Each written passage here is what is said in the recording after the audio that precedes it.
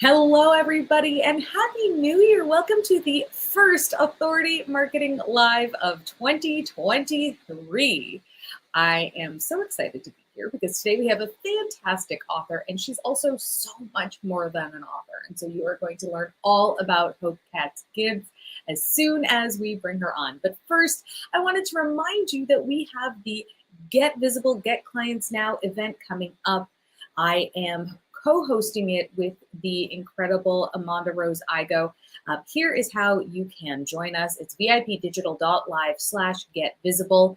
You will learn all the things that you want to know as an author and as a speaker that you can get more visibility and get clients now. So just this thing going by the screen right now, that is how you can join us. And it's on January 18th, and I can't wait to see you there.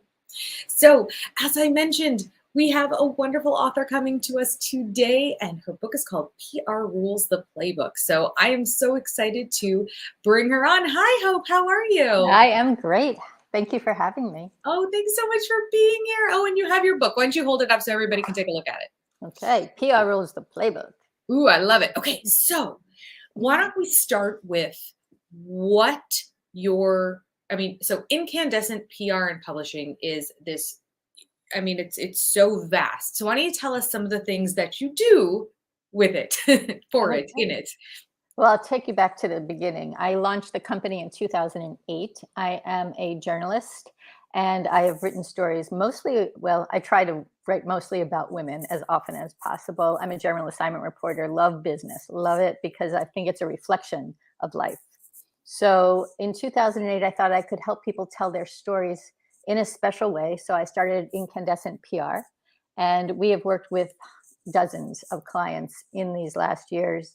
And then we started to publish books by them because that's just another way of getting the word out, right? Like, what is a book? It's just stories, but between the pages. Mm-hmm. So I launched Be Incandescent magazine as a business magazine, which is now Be Incandescent Health and Wellness magazine. And at the same time, I also launched the Truly Amazing Women Project, which is now Incandescent Women magazine. And then we started to just roll out other opportunities. Incandescent Radio is our podcast network. We publish about 18 podcasts series a month. And then we also have, thanks to the power of Zoom and things like this, we do them as video interviews too. So our clients get a ton of visibility, and especially about around these books. That's beautiful. Okay, and so you can check out all things incandescent right there. And you even build websites for your clients too, which is fantastic because every author need a website. So let's talk about PR Rules, the Playbook. What do we need to know? What are the rules? So these are my 8 steps to PR success. It's my trademark approach, which is really a soup to nuts approach, because when you're promoting someone, you're promoting all of them, and people change over time. So what I love about creating these websites, so these 8 steps start with create a stunning website, right? So the book is chock full of case studies and details, and 8 is the magic number. It's the infinity sign, and it just means to me power. So we start with their website because then I can manage and maintain their image and help them grow as they grow over time. So that to me is really the little black dress, the Brooks Brothers suit. The thing that makes the most difference to a client is having this stunning website. And then we move on, getting clients in the news. That is rule number 4, because it's not as critical as it was anymore, especially with social media. And even when I was doing it, I was getting my clients into every national publication they wanted to be in if they had a good story to tell, because as a journalist, I knew what a story was and what journalists were looking for. Mm-hmm. But now we create our own stories. So it's a different approach to trends and how things are changing and how people are consuming content. Absolutely. And I love that you mentioned that, because you and I have that in common, the journalist background. And I said it to somebody yesterday. I said, everything, I see the world through the lens of, is this timely? Will people want to know about this right now? What's going on in the world? And so I love that you take that approach, and that you have said something that a lot of people get. There's misinformation about it, and authors think that, well, I published the book, now I need to go be on the Today Show. And there's so much more that needs to go into building that foundation than just jumping into being on the Today Show? Because as you know, you can be on the Today Show, but if nobody can find you online, then your credibility's out the window. It is such a complex process, and it depends what your book is about, whether the Today Show would even pick it up, and is that relevant? And, is it an ego thing? Is that why you wrote a book? Or are you really trying to share something with people? And so going to the heart and guts of it, there's a million things to do. I mean, there's a million stories in here, and each of them has a place to share and tell. So really, I have clients go deep. And that is what being Incandescent Health and Wellness is all about. I have this whole spiritual side to the company. I'm a licensed massage therapist, which was like a whole story unto itself, a Reiki master, a yoga teacher, right? So to me, the goal is to go deep and to say something that matters, to make your life matter, right? And then and mostly to touch others, so that whatever has resonated with you, whatever your purpose is, that you can share that. So what's your purpose? What inspires Mm. you?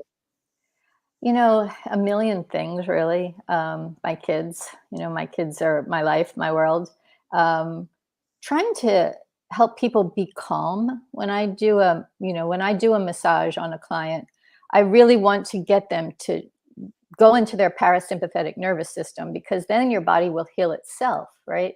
So I take that approach to pretty much everything that I do. I think that if we can stay calm, then we can really accomplish a whole lot more. It's when we start to kind of spin, we get wrapped around that cactus, and it's really hard to untangle that, if it's even possible. So I try and go deep, have clients breathe, and then we approach everything that they do from that perspective.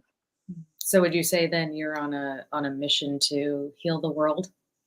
I'm on a mission to get people to calm down. Because I think if we can relax, then we can accomplish, why are people happy on vacation? Because they are in that state of calm.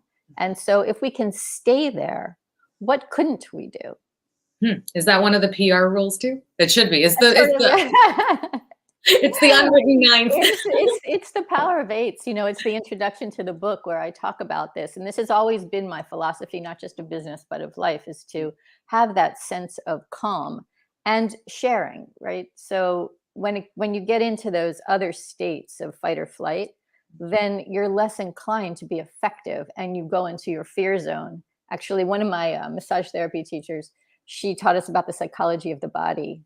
Sylvia Steinitzer. She's an amazing Australian woman. When you hear Austrian woman, it's like talking to Freud. And she talked about how the body is really like a traffic light. Your nervous system is the guide. So if you can go into that green zone, parasympathetic, then all lights are on, right? Then you hit yellow when you start to feel afraid. And then that's when you're in your sympathetic fight or flight. And if you keep that going, if you let the thought get out of control, you're in the red zone and you're a crumpled heap on the floor, right? And it's really hard to recover from that. That's where all that trauma happens. So if you can be mindful enough to stay in your parasympathetic nervous system and catch a thought before it gets your nervous system all fired up. So I think that is true if you take that metaphor and use that in your life, in your business, in your book especially, right? Then it's a different game.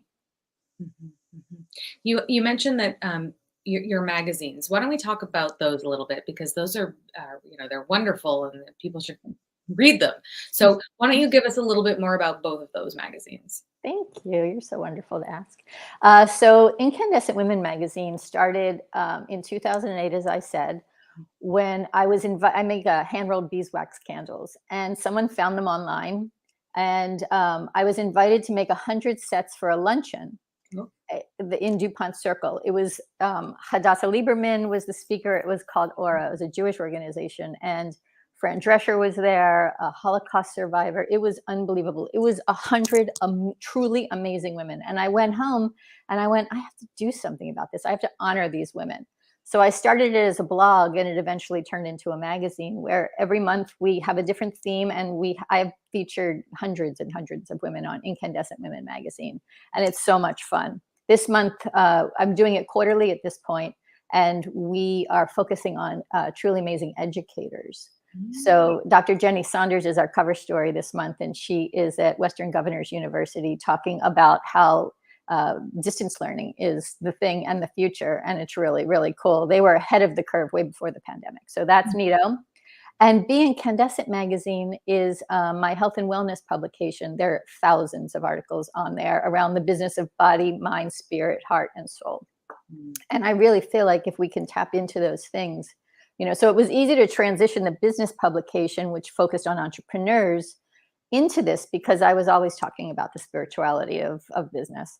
And the cover story this month is about the power of Reiki, the healing power of that spiritual practice. So I have two Reiki masters, and I just love the work. So it's really subtle body stuff, but it's fascinating.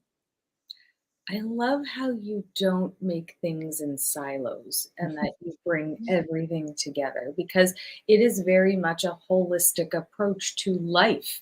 You're saying you have your business, you're an entrepreneur, but you're also a person and you can't live in this fight or flight state forever. So much of what we as business owners are told, it's the hustle, it's the grind, but it doesn't have to be like that. And I feel like you're really living that. Thank you. Yeah, I think so too. Otherwise, like, what is the point? You see so many people retire and die, or just die. People our age that are, like, wow. If it's gonna end, make it powerful, make it meaningful, and then make it. It'll last longer. I think if you're not constantly in at war. Absolutely. Absolutely. Words to live by, everyone. So check out all things Incandescent at incandescent.us. You can see the magazines, you can get a copy of the book. I'm sure it's available on Amazon, and you can see all the beautiful websites that they build and have a podcast hosted by them and all the things. So many wonderful ways to promote your brand and your book. Hope, thank you so, so much for being here today. Thank you, Melanie. Happy New Year. Happy New Year and Happy New Year to everyone. Have a